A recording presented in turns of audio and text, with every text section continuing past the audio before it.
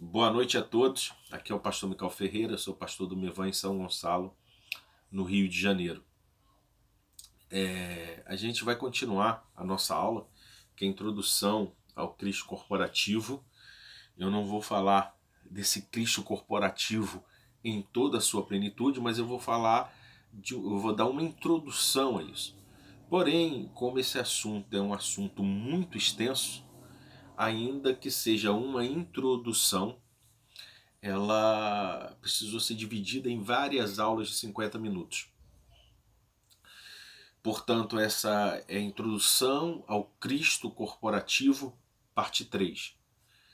Para que você tenha um pleno entendimento daquilo que eu estou falando, é necessário que você assista a aula 1 e a aula 2 para que tenha nexo aquilo que vai ser agora falado aqui.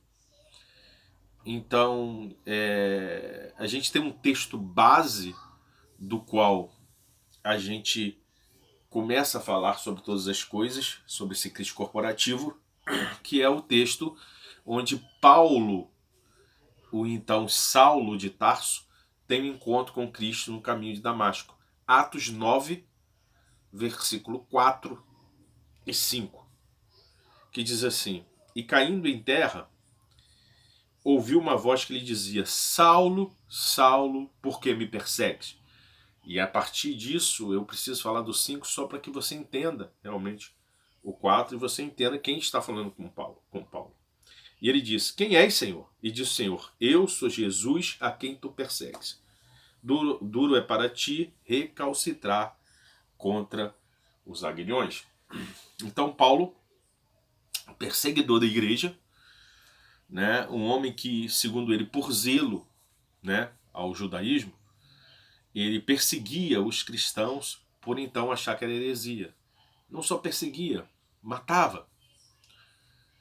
E Jesus, agora já morto e ressurreto, Jesus aparece para esse Paulo no caminho de Damasco e pergunta: Saulo, Saulo, por que me persegues?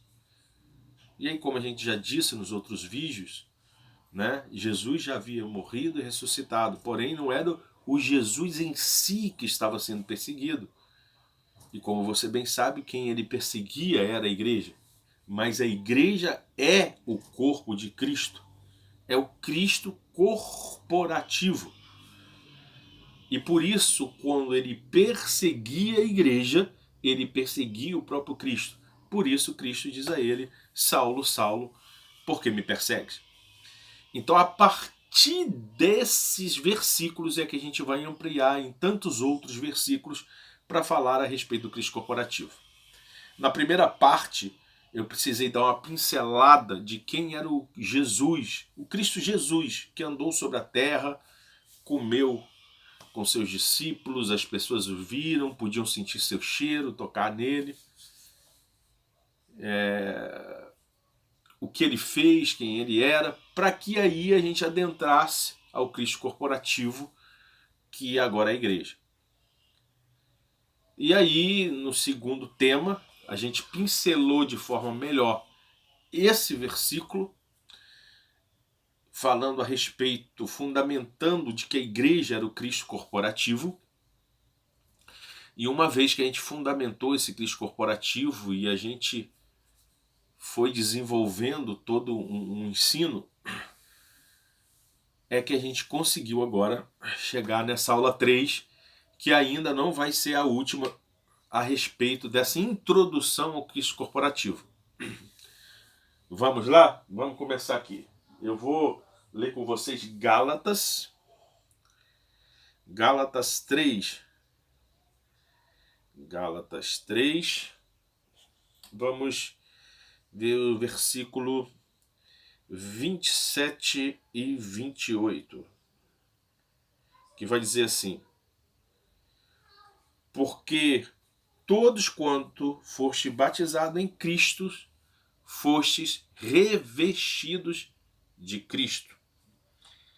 Nisto não há judeu, nem grego, nem há servo, nem livre, nem há macho, nem fêmea, porque todos vós sois um em Cristo. Ou seja, ele está dizendo assim, que se você foi batizado em Cristo, se você foi batizado na morte dele, se você teve esse encontro com Cristo, então automaticamente você foi revestido de Cristo. Há um revestimento de Cristo em você. Cristo habita em você. Você faz parte desse corpo, desse Cristo corporativo. Um só homem, um só membro, que junto com vários outros membros tornam-se um só corpo. E nós já somos revestidos de Cristo. Veja bem que ele não está dizendo que você vai ser ou que você pode ser. Se você foi batizado em Cristo, você já foi revestido de Cristo. E ele continua dizendo, porque nisto não há nem judeu, nem grego, nem servo, nem livre, nem macho, nem fêmea. Ou seja, não tem mais diferença. Não se trata de ser branco ou negro, de ser homem ou ser mulher, de ser senhor ou ser servo. Não se trata disso, porque a partir disso nós somos mesclados e nos tornamos um só corpo, um só homem, um só corpo, que é o corpo do Cristo corporativo que anda ainda nessa terra. E aí ele diz assim, todos vós sois um em Cristo. Nos tornamos um só. É aquilo que a gente já falou anteriormente. Quando eu, você e tantos outros, nós viemos para Cristo, nós éramos muitos, mas uma vez que estamos em Cristo, nós deixamos de sermos muitos e nos tornamos um só. É disso que ele está falando. Então nós já fomos revestidos de Cristo e já nos tornamos um só nele. Um só corpo, do qual o Cristo, o cabeça, define como esse corpo se movimenta. Vamos lá. Deixa eu ver aqui. 1 Coríntios.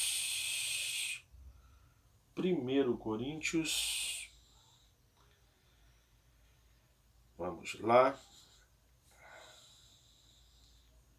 Versículo 12. Capítulo 12. Versículo 27. Diz o seguinte: ora, vós sois o corpo de Cristo e seus membros em particular. Ou seja, nós somos o corpo de Cristo. A própria Bíblia está afirmando isso. Nós somos o seu corpo. E diz mais, nós não somos só o seu corpo, nós somos seus membros em particular.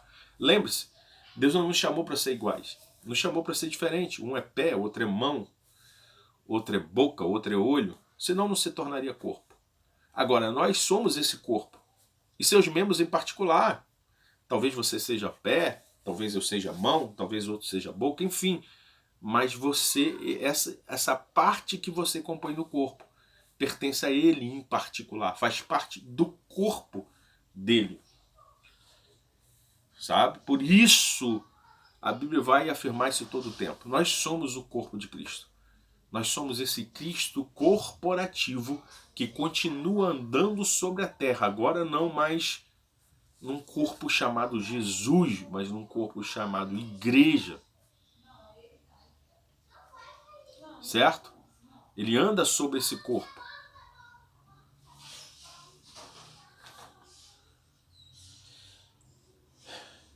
Vamos agora ler Colossenses 1:24. Colossenses 1:24. Deixa eu abrir aqui. Colossenses 1, versículo 24. Paulo aqui está falando sobre o ministério apostólico dele nesse texto. E ele vai dizer assim: regozijo-me agora no que padeço por vós, e na minha carne cumpra o resto das aflições de Cristo pelo seu corpo, que é a igreja. Olha só que interessante.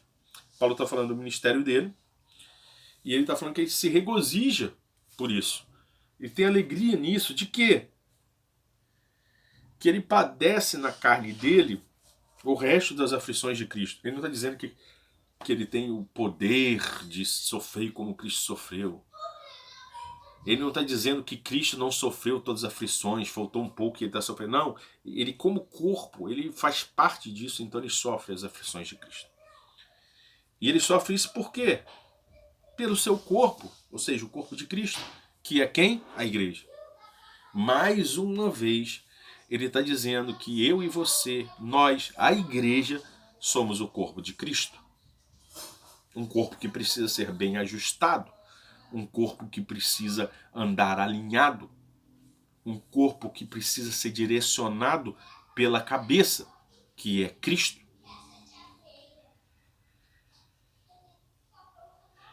Vamos continuar?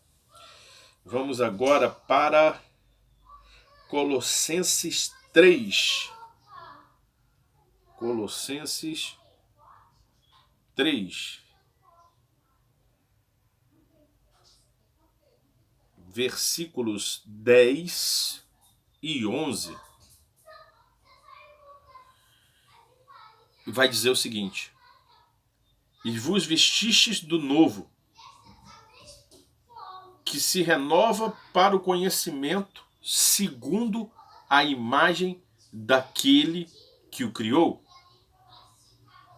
onde não há grego, nem judeu, circuncisão ou incircuncisão, bárbaro, cita, servo, livre, mas Cristo é tudo em todos.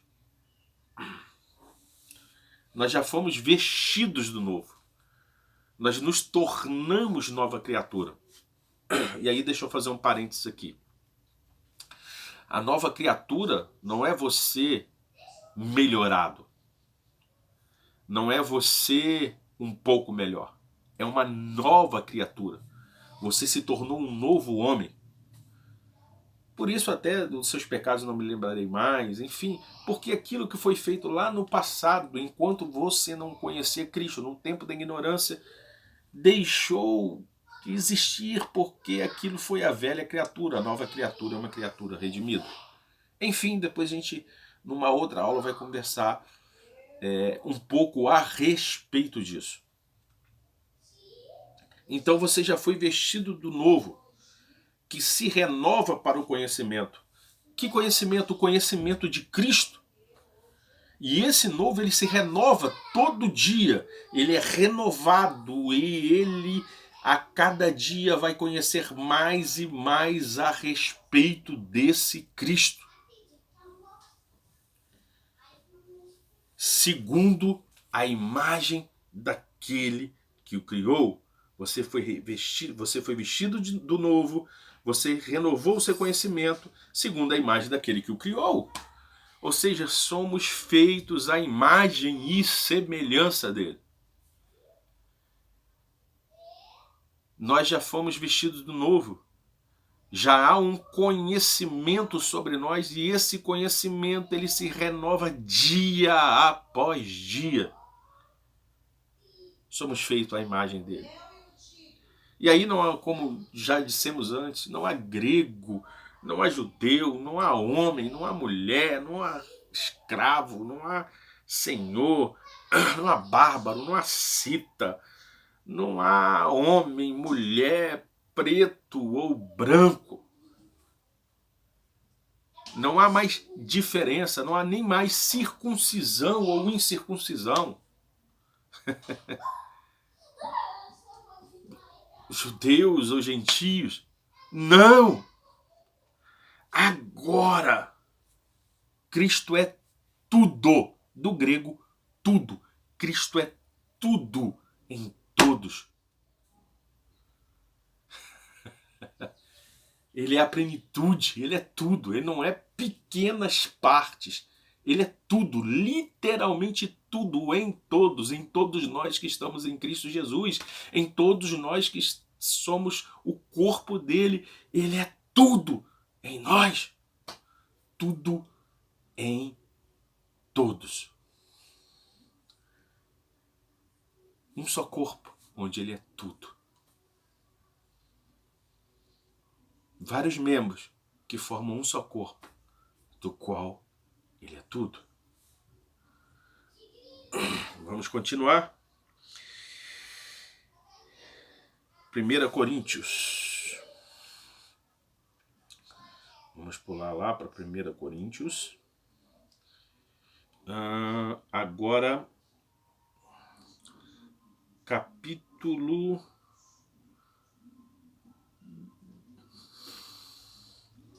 12.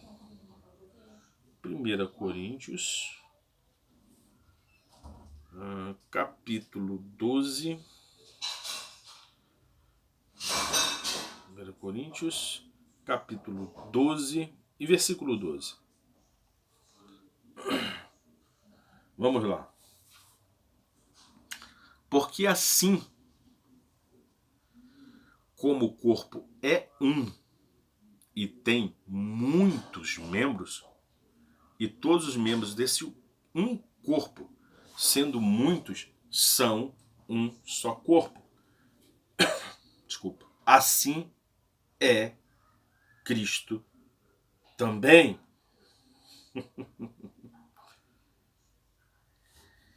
Olha que interessante. Ele está dizendo que o corpo é um só, né?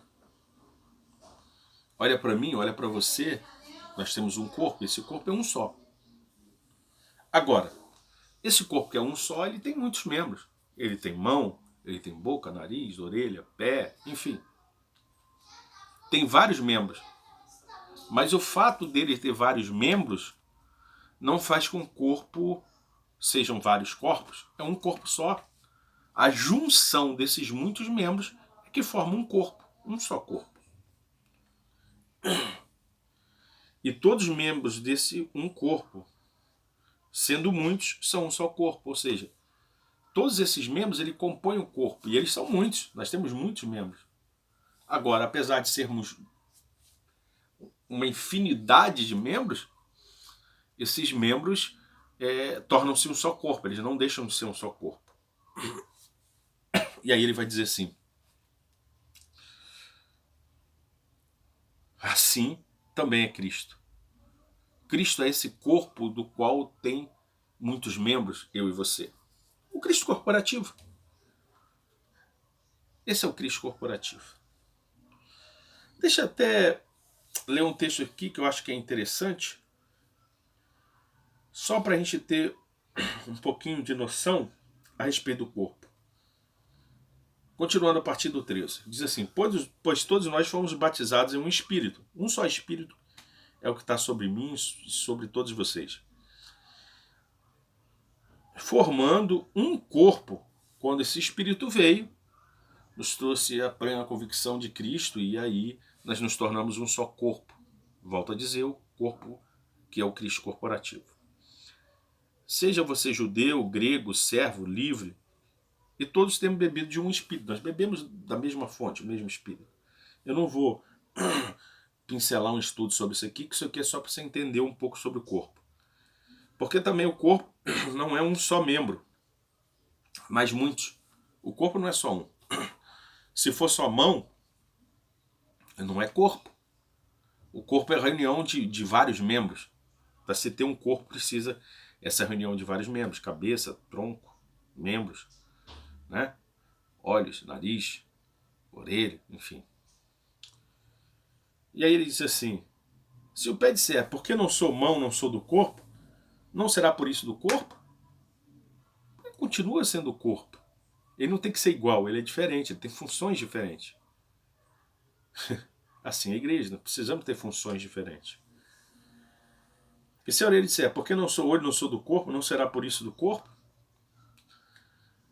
E se todo o corpo fosse olho, onde estaria o ouvido? Se fosse ouvido, onde estaria o olfato? Ou seja, Se tiver só orelha, não é corpo, porque vai faltar um monte de coisa que o corpo precisa e necessita. Mas agora Deus colocou os membros no corpo, cada um deles como quis, ou seja, ele colocou a orelha onde ele achava que tinha que ser orelha, o olho onde tinha que ser o olho, a boca, enfim. E assim é na sua igreja. Cada um é uma parte do corpo e é Deus que o coloca onde ele precisa estar. Não é uma escolha sua em que parte do corpo você está, é uma escolha do próprio Deus.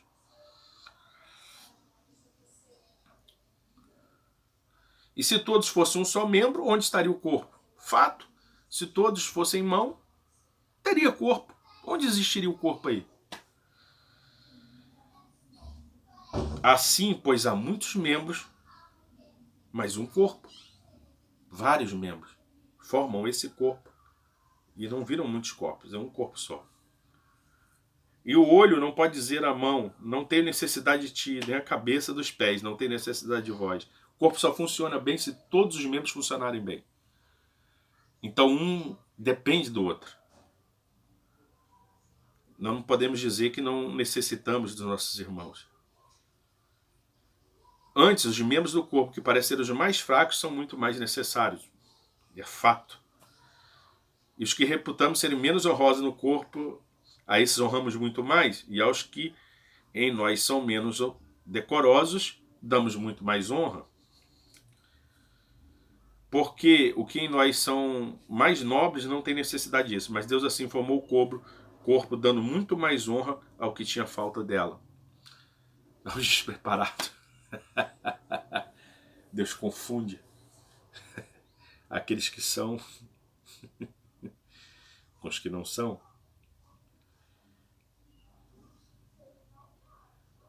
Para que não haja divisão no corpo, mas antes tenham os membros igual cuidado uns com os outros. Precisamos ter cuidado uns com os outros. De maneira que se um membro padece, todos os membros padecem. Ou seja, quando tem uma parte do corpo que está enferma, está tudo enfermo. E se um membro é honrado, todos os membros também regozijam com ele. Amém. Ora, vós sois corpo de Cristo e seus membros em particular. Nós somos o corpo dele e somos seus membros em particular.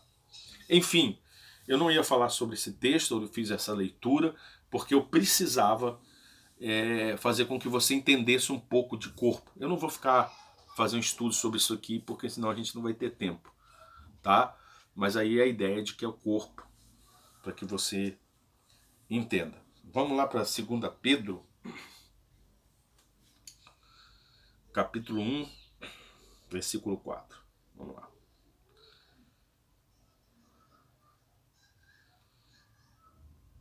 Segunda Pedro, capítulo 1, versículo 4. Diz assim: pelas quais ele nos tem dado grandíssimas e preciosas promessas, para que por elas fiqueis participantes da natureza divina, havendo escapado da corrupção que pela concupiscência há no mundo. Deixa eu ler o 3 só para você entender um pouco melhor esse versículo 4. Visto como seu divino poder nos deu tudo que diz respeito à vida, né?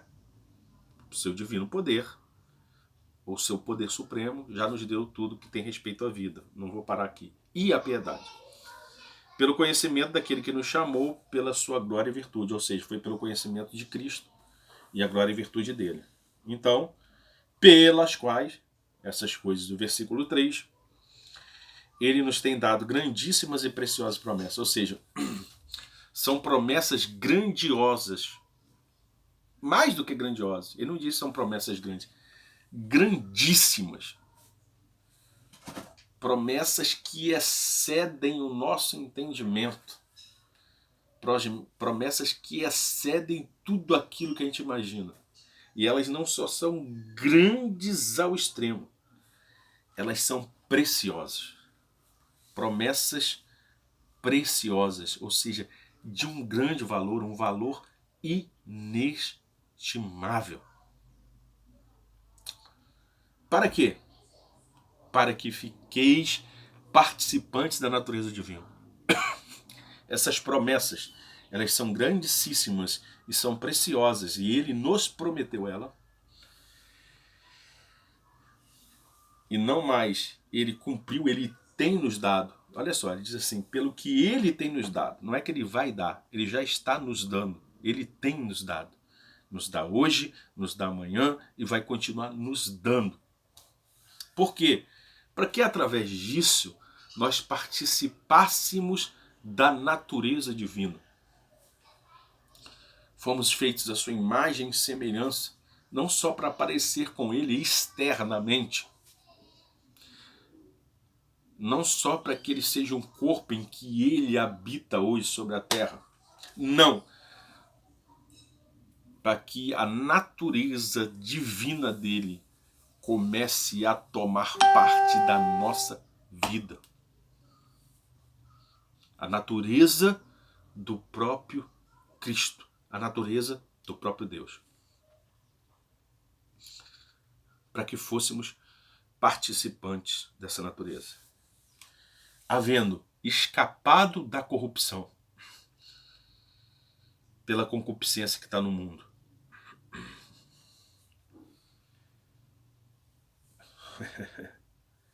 Escapamos da corrupção, da concupiscência que está no mundo. Escapamos do príncipe das trevas desse século.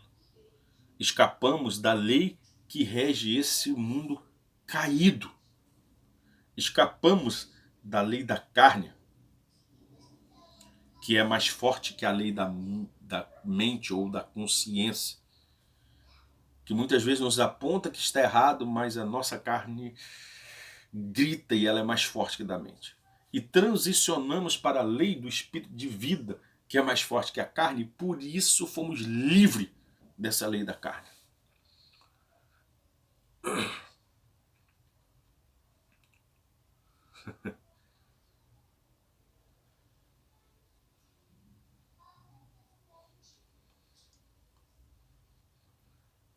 Fomos livres.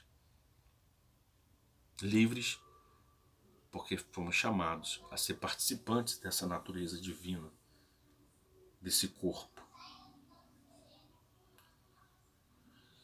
Vamos continuar. A gente vai passar agora para Efésios. Aqui. Efésios, capítulo 1, versículo 22 e 23. É o final do capítulo 1, né, de Efésios.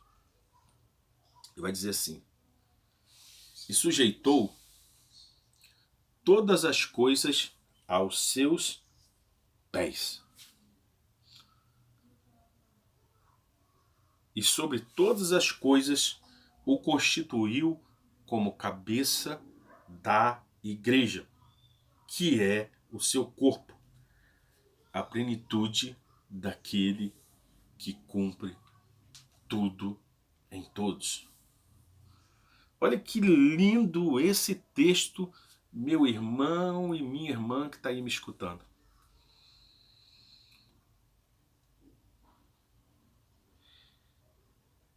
Ele sujeitou todas, literalmente todas as coisas, boas ou ruins, ok? Tudo que existe está sujeitado debaixo dos seus pés. Ou seja, ele tem domínio sobre todas essas coisas. Todas essas coisas têm que obedecê-lo. Todas essas coisas, quando comandadas pela sua voz, têm que obedecer. Todas as coisas estão sujeitas a ele. Tudo foi criado para ele, tudo foi criado por ele, para ele, e todas as coisas voltarão para ele. Isso é fato. E sobre essas coisas, o constituiu como cabeça da igreja. Ou seja, ele tem domínio sobre todas essas coisas, ele sujeitou todas essas coisas, e sobre todas essas coisas, ele foi constituído como o cabeça da igreja. Aquele que comanda a sua igreja. Aquele que dá as diretrizes para essa mesma igreja. Aquele que comanda a igreja. Certo? Sujeitou todas as coisas. Foi sobre essas coisas ele foi colocado como cabeça sobre a igreja. Agora, ele vai dizer o que é a igreja agora no próximo versículo. Isso é lindo. E sobre todas as coisas o constituiu como cabeça da igreja, que é o seu corpo. Ele está afirmando aqui, a igreja é o seu corpo. Que é o seu corpo.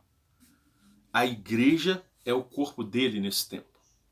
A igreja é o Cristo corporativo. Totalmente ativo nesse tempo. Cristo continua andando na terra agora num corpo chamado igreja, ou como bem nós falamos, o Cristo corporativo. Que é o seu corpo, a plenitude daquele que cumpre em tudo e em todos. E esse corpo é a plenitude daquele que cumpre tudo em todos. Quem é? Quem é esse homem que cumpre tudo em todos? Esse homem é o Cristo ressurreto, aquele que conhecemos como Cristo Jesus ou Jesus Cristo. E esse Cristo cumpre tudo em todos. E essa é a plenitude desse corpo de Cristo, o Cristo que cumpre tudo em todos. Não há nada que ele não possa cumprir. Tudo que ele fala, ele cumpre, e ele cumpre em todos. Todos aqueles que estão em Cristo Jesus. Isso é lindo, meu irmão. Nós somos o seu corpo nesse tempo. Uau! 2 Coríntios. Vai anotando aí para você não se perder. Assiste os vídeos anteriores. Assiste os próximos, que é de suma importância que você entenda todas essas coisas. É de suma importância que você entenda qual é o corpo de Cristo. Quem você é nesse corpo. Como nos movimentamos. O que é o Cristo corporativo. 2 Coríntios, capítulo 5. E o verso é o 21. Também é o final do texto do 5º capítulo de 2 Coríntios. E ele vai dizer assim: aquele que não conheceu o pecado, ou seja, Jesus, o fez pecado por nós, para que nele fôssemos feitos justiça de Deus.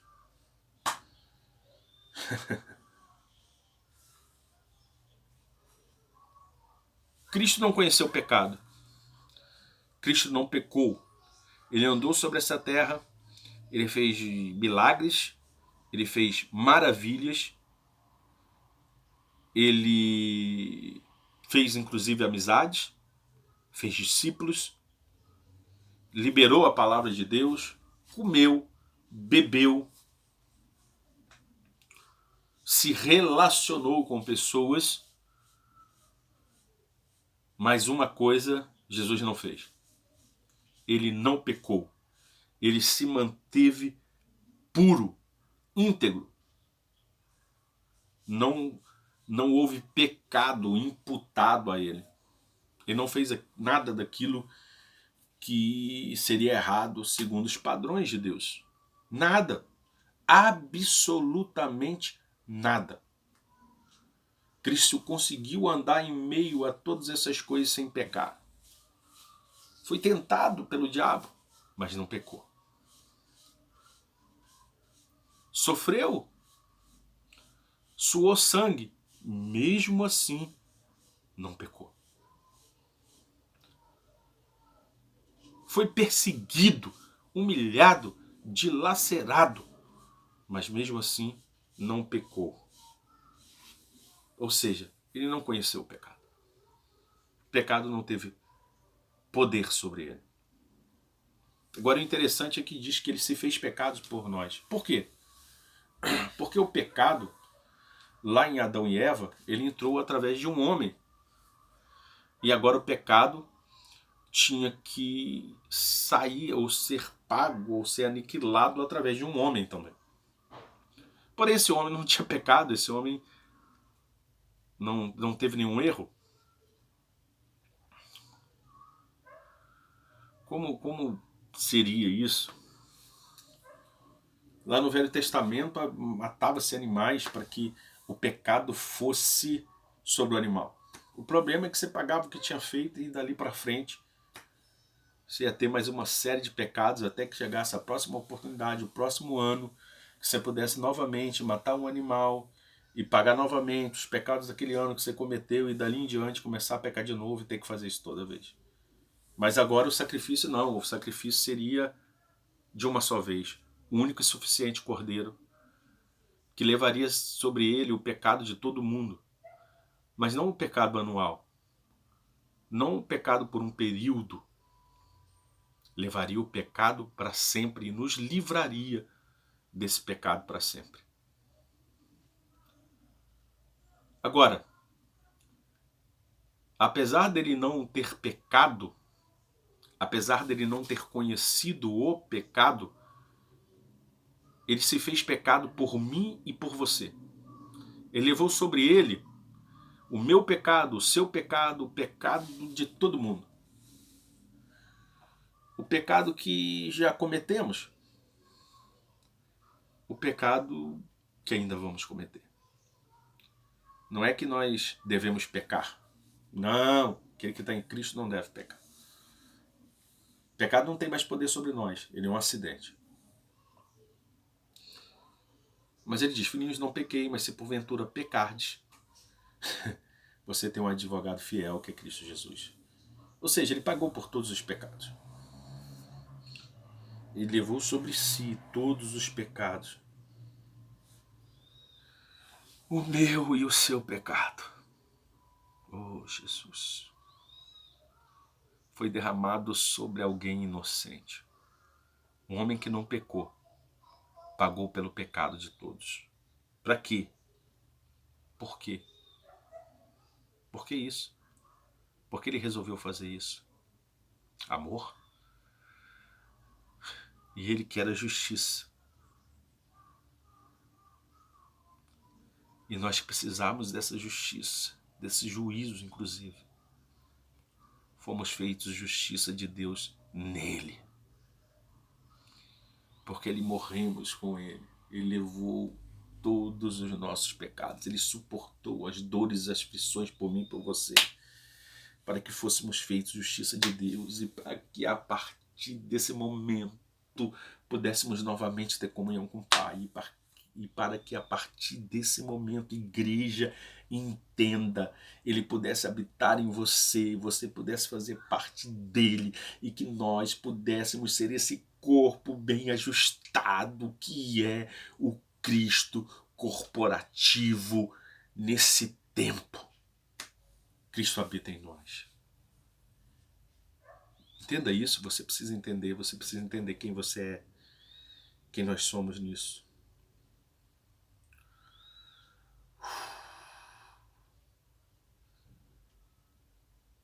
Eu li o 21, mas eu quero o 20 e o 21. O 21, mas eu quero ler com vocês só para você entender um pouco a respeito desse texto, do 17 ao 20, que são os versículos anteriores a esse versículo.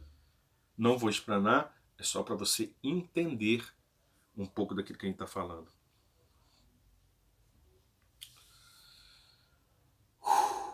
Assim, se alguém está em Cristo, você está em Cristo?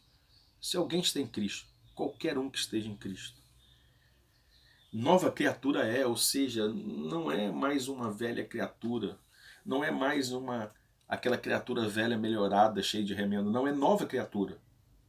É um novo ser.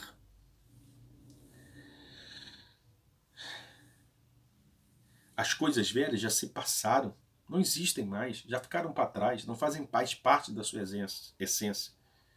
Eis que tudo se fez novo. Ou novo é literalmente novo, não é algo recalchutado, não é algo remendado, não é algo consertado, é novo. Tudo a partir de agora é novo. Aquilo já se passou. Agora você trabalha no novo. E tudo isso provém de Deus. Todas essas coisas têm a ver com Ele, não tem a ver comigo, com você, tem a ver com Deus. Que nos reconciliou consigo mesmo por Jesus Cristo. Ou seja, em Jesus, quando Ele manda o seu Filho para morrer por mim e por você. João 3,16. Deus amou o mundo de tal maneira que deu o seu Filho unigênito, que até então era só era o único, depois vira primogênito, primeiro de muitos irmãos, seu Filho unigênito, para que todo aquele que nele crê não pereça, mas tenha vida eterna.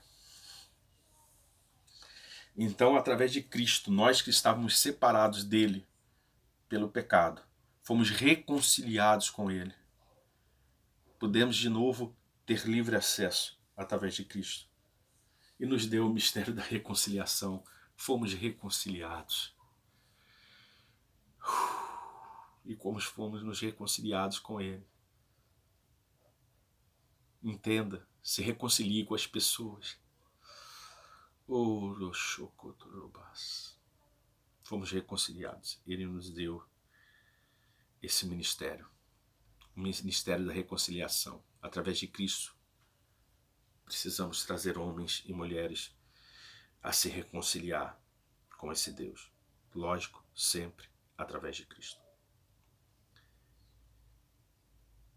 Isto é, Deus estava em Cristo, o próprio Deus estava em Cristo, reconciliando consigo o mundo, fazendo com que o mundo que estava afastado dele fosse reconciliado com ele, pudesse ter livre acesso novamente, não lhes imputando os seus pecados, não, dizendo para eles que eram pecadores, não colocando seus pecados, não olhando e falando assim, cara, esse pecado é seu, toma que é seu, segura. Não nos imputou os nossos pecados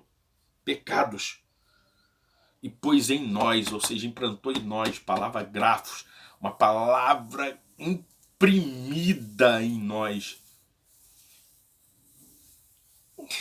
e pôs em nós a palavra da reconciliação. Fomos reconciliados, essa palavra já está em nós, ela faz parte do nosso ser, ela é o nosso ministério, o ministério da reconciliação do homem com o Deus Todo-Poderoso, através de Cristo Jesus, o seu Filho amado, que era único e que passou a ser primeiro de muitos irmãos. De sorte que somos embaixadores da parte de Cristo. Ah, meu irmão e minha irmã, onde chegamos, somos embaixadores da parte de Cristo. Representamos a Cristo. Representamos esse reino. Nós somos embaixadores por parte de Cristo. Cristo é o rei, Cristo é o que governa, e nós, como seus embaixadores, somos aqueles que representam o seu reino aonde quer que nós estejamos.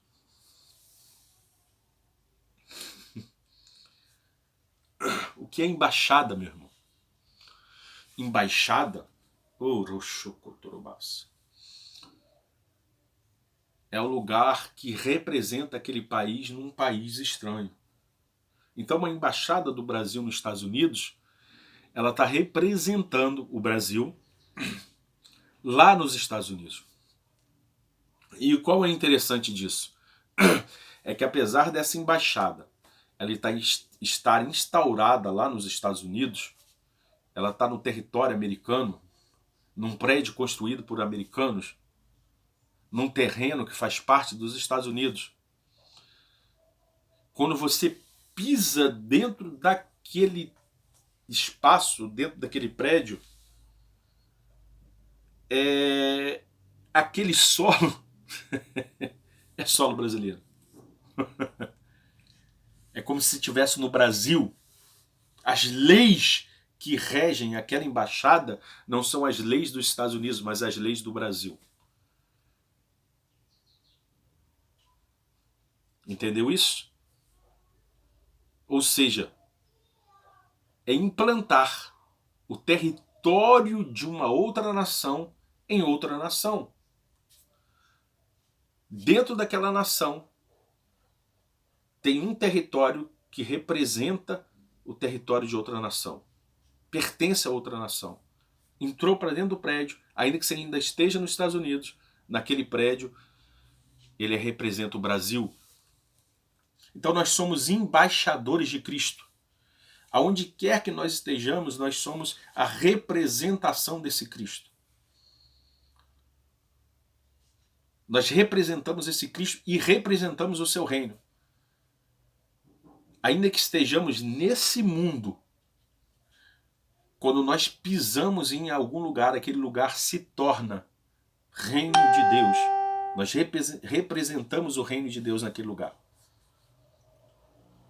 Então nós somos seus embaixadores, para que onde quer que a gente chegue, seja estabelecido o reino de Deus. E aí, ele continua dizendo: como se Deus por nós rogasse. Deus mesmo roga por nós. Deus mesmo pede por nós.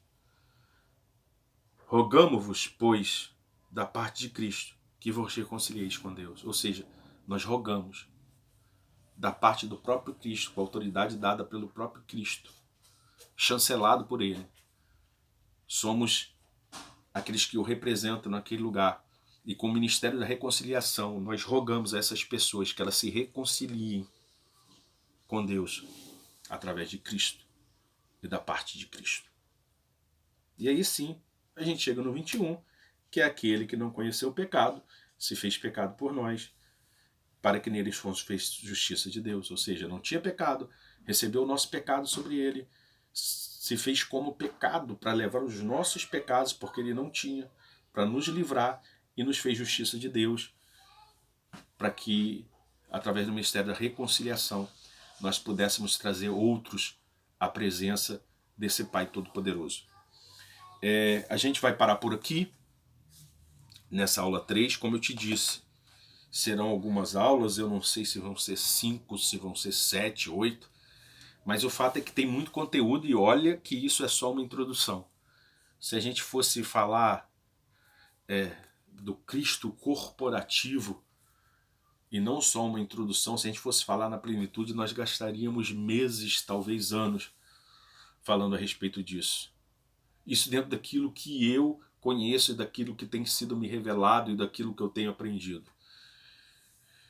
E eu sei que tem muito mais, existem muitas coisas a serem reveladas, existem muitas coisas a serem faladas, né? Existem muitas coisas ainda a serem estudadas. Esse conteúdo, no futuro, ele vai fazer parte de um livro que vai chamar O Cristo Corporativo. Eu não sei quando eu vou lançar esse livro, é muito conteúdo. Eu tenho que voltar a escrever para poder falar desse conteúdo, e aí você vai poder ter acesso a isso. Mas você pode anotar os versículos, anotar aquilo que eu tenho falado. Por favor, volto a te dizer, assista a aula 1, para você ver toda a introdução, apesar de ser uma introdução, né, mas que eu faço, onde eu falo um pouquinho de quem foi Jesus, né, para na segunda aula a gente começar a falar do Cristo corporativo em si, e agora na terceira aula a gente está falando mais, mas isso tudo só vai fazer sentido principalmente se vocês ver as aulas anteriores, e vai fazer mais sentido ainda se você, após assistir as próximas aulas do Cristo corporativo. Tá bom? Que Deus abençoe vocês, que Deus os guarde, que Ele resplandeça sobre vocês e que vocês vivam tempos extraordinários no Senhor. Amo a vida de vocês. Fiquem com Deus.